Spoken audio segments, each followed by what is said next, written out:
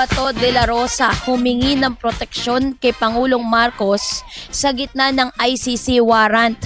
Isa akong constituent mo. Yan ang ilan sa mga statement ni Senator Bato de la Rosa. Yan ang ating pag-uusapan. But before that, if you haven't subscribed yet to my YouTube channel, please don't forget to like, share, and subscribe. At i-hit mo na rin ang notification bell for more updates. Isang mabigat at kontrobersyal na pahayag ang binitawan ni Senator Ronald Bato de la Rosa matapos niyang personal na humingi ng proteksyon kay Pangulong Ferdinand Bongbong Marcos sa gitna ng umiinit na issue ng International Criminal Court or ICC arrest warrant na may kaugnayan sa madugong war on drugs sa nakaraang administrasyon. Sa kanyang pahayag ay mariing sinabi ni de la Rosa na siya ay isang constituent ng Pangulo at umaasa siyang hindi siya pababayaan sa gitna ng mga paratang at posibleng legal na hakbang laban sa kanya. Ang naturang pahayag ay mabilis na kumalat at naging sentro ng mainit na diskusyon sa politika, social media at maging hanay ng mga legal experts sa bansa. Ayon sa ulat ng Inquirer, diretsang sinabi ni Senator Bato, Presidente, sana naman proteksyonan mo ako. Isa akong Pilipino at constituent mo. Wala kang personal na galit sa akin. Dagdag pa niya, nananawagan siya na hindi lamang bilang hepe ng Philippine National Police, kundi bilang isang ordinaryong mamamayan na umaasa sa proteksyon ng gobyerno. Sa isa pang bahagi ng kanyang pahayag, sinabi niya, bilang Pilipino, proteksyonan mo rin ako. Ang emosyonal na apela na ito ay nagdulot ng iba't ibang reaksyon mula sa publiko. May mga nakaunawa ngunit marami rin ang nagtanong bakit tila siya ay humihingi ng proteksyon sa gitna ng isang international na kaso.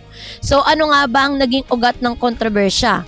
ICC warrant. Ang pinagmula ng issue ay ang kumpirmasyon ng International Criminal Court or ICC na may umiiral na arrest warrant laban kay de la Rosa kaugnay ng umano'y crime against humanity sa ilalim ng war on drugs campaign noong panahon ni dating Pangulong Rodrigo Duterte. Si de la Rosa ang nagsilbing unang PNP chief sa ilalim ng Administrasyong Duterte at isa sa mga pangunahing personalidad na nagpapatupad ng anti-drug operation.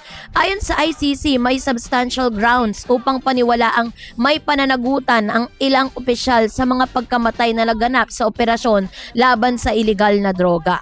Ang war on drugs at ang papel ni Bato noong 2016 hanggang 2018 si Bato de la Rosa ang naging mukha ng kampanya kontra droga ng pamahalaan sa panahong ito. Libo-libong sospek nga ang napatay, libo-libo rin ang naaresto. Maraming operasyon ang isinagawa sa buong bansa para sa taga-suporta. Ito ay isang matapang na hakbang laban sa kriminalidad. Ngunit para sa mga human rights group, ito ay naging simbolo ng umano'y extrajudicial killings at paglabag sa karapatang pantao.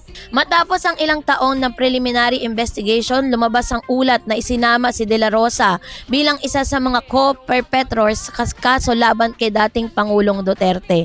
Ayon sa ICC documents, may basihan umano para usigin ng opisyal na may direktang papel sa pagpapatupad ng operasyon. Ang kaso ay patuloy na umuusad sa dahi at ang posibilidad ng pag-aresto ay nagdulot ng tensyon sa loob ng Senado at sa buong political landscape ng Pilipinas. So ano nga ba ang naging reaksyon ng administrasyon ng Marcos? Sa gitna ng issue ay nananatiling maingat ang administrasyon ni Pangulong Marcos Jr. sa kanilang mga pahayag. Ayon sa ilang opisyal, ang Pilipinas ay may sariling legal system at kailangan ding dumaan sa tamang proseso ang anumang international request. Hindi rin malinaw kung paano eksaktong tutugon ng gobyerno sa posibleng ICC warrant lalo na't hindi miyembro ng Pilipinas ang ICC.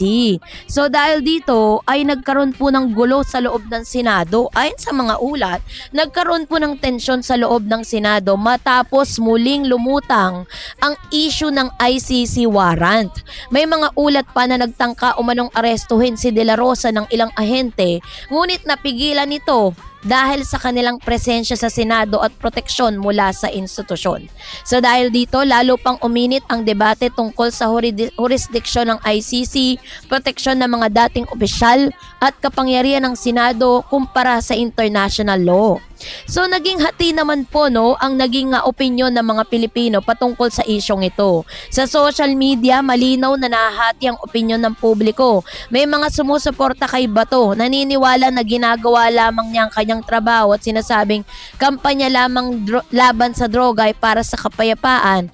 At meron ding naniniwala na political persecution ang kaso. May mga critics din na naniniwala na dapat managot sa human rights violation at sinasabing walang sino mang above the law ang umaasa sa hustisya para sa mga biktima.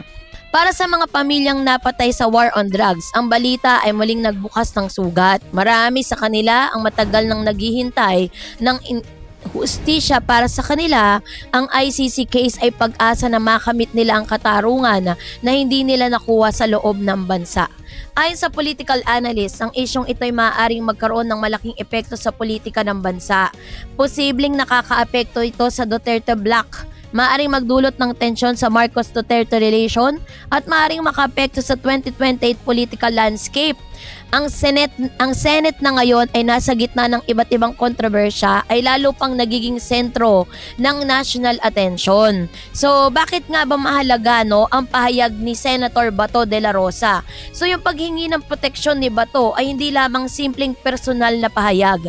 Ito ay nagpapakita ng takot sa posibleng international arrest, pagdepende sa lokal ng gobyerno at pag-asa sa political protection sa loob ng bansa. Ngunit para sa iba, ito rin ay nagpapakita ng kahinaan ng dating matapang na leader na anti-drug campaign.